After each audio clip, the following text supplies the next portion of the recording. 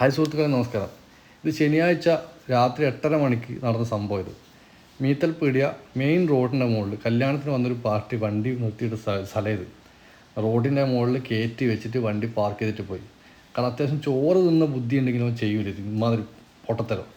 കാരണം അത്രയും വാഹനങ്ങൾ കടന്നു വന്ന റോഡിൻ്റെ മുകളിൽ മഴക്കാലത്ത് ഇത്രയും റോഡിൻ്റെ മുകളിൽ കയറ്റി വണ്ടി വെച്ചിട്ട് ചോറ് വയ്ക്കുക, ബിരിയാണി തിന്നാൻ പോയതാണ്.